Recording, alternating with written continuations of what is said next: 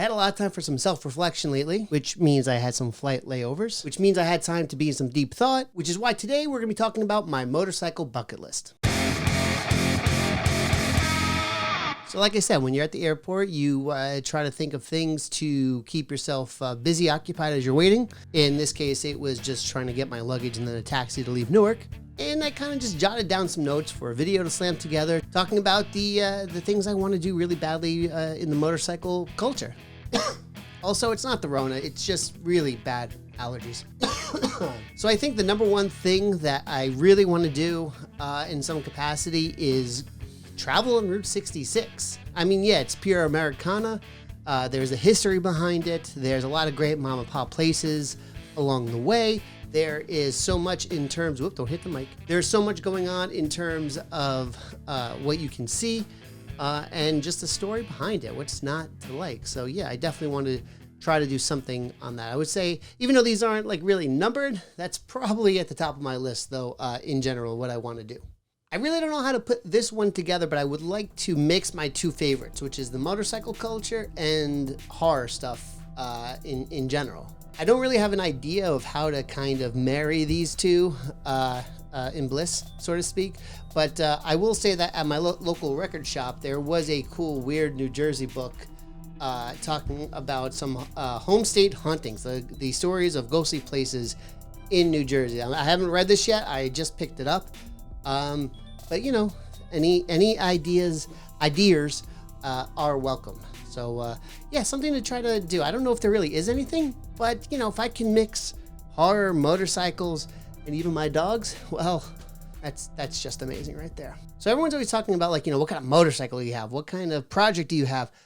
What I really need to do desperately is get a really good, decent, any kind of like a garage. I would love to be able to work on my motorcycle, work on a motorcycle project in some capacity, because I got zilch, I got nada. I like my house, I like my township that I live in, but unfortunately, just, you know, it's zilch when it comes to what I have for garage space in general. In a magical world, I wish I had just like a old barn that I can convert into a garage in some capacity, like a 2-story garage. I mean, then again, that's really just saying I want another house, I guess. So maybe that's a bit, you know, out of the ordinary, but oh man, I would love to do something. Because the thing is, between my Dyna, between the Servi car, I told my father he's not allowed to sell his motorcycle. I have to inherit that one. Even if it means I have to buy him a trike when he's damn good and ready, because he needs something. I need to have that bike to get just passed down to me, sentimental reasons. And, you know, there's always a chance I may want to do an Evo project of some capacity, so I need some space. I would really like that. So I got to find something going on there.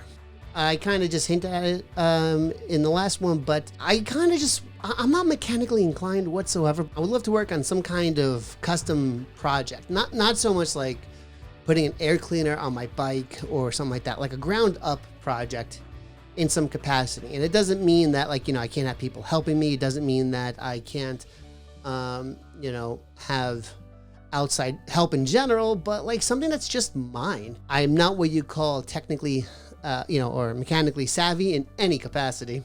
It's quite the opposite. But, you know, be kind of nice just to give it a shot. Hey, at least I tried.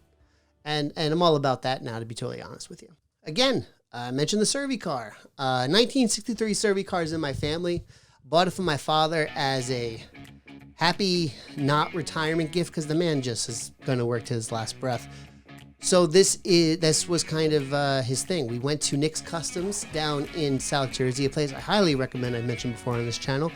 And we were talking about ideas for like a father-son project. And while we were there, he got all excited about a Servi car. So we're talking about maybe doing like a Sturgis bike. We're talking about maybe some kind of Evo project. And I go, what do you think about a Servi car? You like that one that was there? And he just went on and on in terms of like how much he just always liked Servi cars. Didn't realize it was really a passion of his. And maybe he didn't even realize that how much he liked it, or he didn't, you know, just didn't mention to me in some capacity. But what I want to do is I want to take that bike, because it's a beautiful bike, restored by the great people over at Retro Cycles, and just put in some bike shows. I would like to go to Galloping Hill Inn. They have something. I'd like to take it to Oh man, Let East probably. Love to take it to Trog. We'll talk about Trog later. And just whatever you can. Nothing crazy, nothing far away. I mean, the bike does maybe 45 on a good day. We don't really push it. We baby it. We whisper sweet nothings to it when necessary. Just to, have the old man be proud of his project and everything like that. So I think that'd be pretty cool. The next one is something Eric and I are now dragging our feet on. We kind of had a cool idea. Now we just have to execute it. The reason I like motorcycle culture so much, I think, are the stories behind it, or the stories you're able to come from it. Like, yeah, I can collect stuff, and there's nothing wrong with collecting things, I guess. But I'm more disenfranchised with it now than I was before. I'd rather have good stories, experiences to tell. And we want to do a podcast that kind of spotlights that and kind of does a deep dive in the culture at the same time. Not so much like a really crazy wacky-do thing, but something that's kind of, telling people stories. Because I think I'm at the age or point in my life in general where I'd rather just sit at a bar, have a good beer, and just kind of talk to people about their life, their history. And hell, there's a lot of people within my family, connected to in some capacity, where I want to know more of theirs. Hell, even my own father. So I like reading books, but I am the slowest reader in the world. Never really great at school, but the Zen and the Art of Motorcycle Maintenance. I have people who I've talked about this book with folks that they're not even into motorcycles, but they get these recommendations online one way or another, which is kind of odd. Yeah, I feel like I have to read it and everything like that, especially because I know just enough about the book. I don't even want to give a synopsis in case I'm wrong, but yeah, I'm at the point where anything that kind of helps you do like some deep thinking. I'm all about that kind of stuff. So I'm all about it. I did get the book. Had a gift card to Strand Bookstore.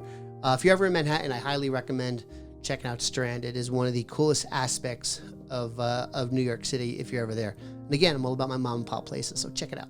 As I've highlighted, I like being able to introduce ways to have the kids get into the motorcycle culture. I think that's something my generation has really dropped the ball on. Like, we do things like, oh, these damn kids are not they're not learning this, they're not doing that.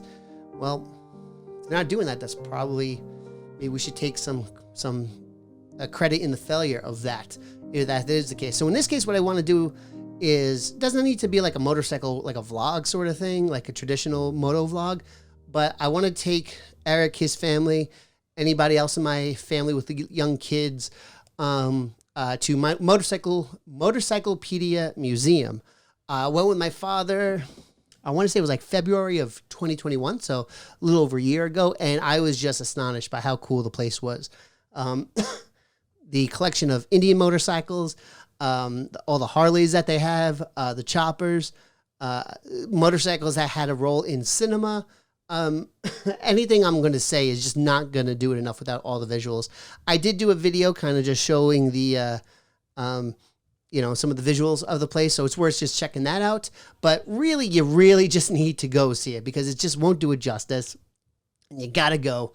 It really is a family event to go to.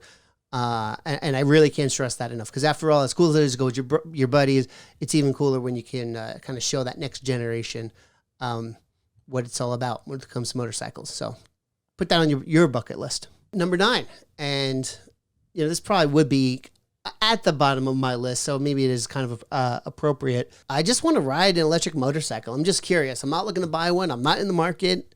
I think they're cool in their own way. I love the fact that there's gas engines and there's electrical engines, electrical powered contraptions, whatever. I'm tired. That are available to us. That's a pretty cool part of history, So I think it would be super cool to be able to just give it a shot. I don't need to take it on the road, don't need to race it, but I want to give it a shot. I've driven electric cars. I think, cars, I mean Teslas, various Teslas. I thought they were super cool. So I would love to check out a Livewire or whatever else I happen to fall into my possession. But that'd be cool. That'd be sweet. And I ended this on a high note, even though it could have been number 1, 2, or 3, honestly. And that's take friends and family to Trog, the Race of the Gentleman in Wildwood, New Jersey. I went last year. I was going to do a whole video of it. I lost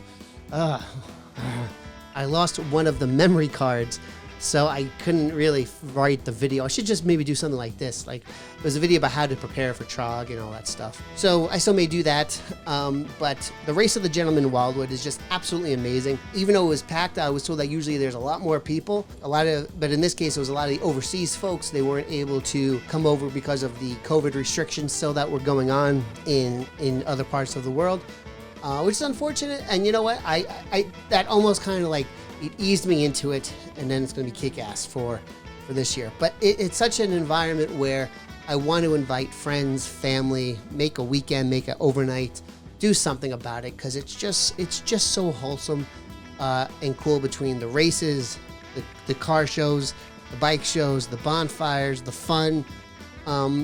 It's like the best kind of debauchery that's wholesome. Wholesome debauchery. I think that's what I'm going to call it.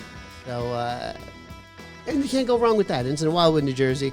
So for me, it's just far enough where it feels like it's a road trip, but still kind of being semi-close to home, I guess. So, whatever. But yeah, that's my motorcycle bucket list. Those are 10 things. I'll be interested in what other people have maybe on theirs, or how they could elaborate on something a little bit more of an idea. Because I like hearing what people kind of want to do. So, hit us up in the comments. I'd be really interested to see what you guys do as I check them out. Until then, ride safe, ride smart, look out for each other. I'll talk to you later. Take it easy. Bye-bye.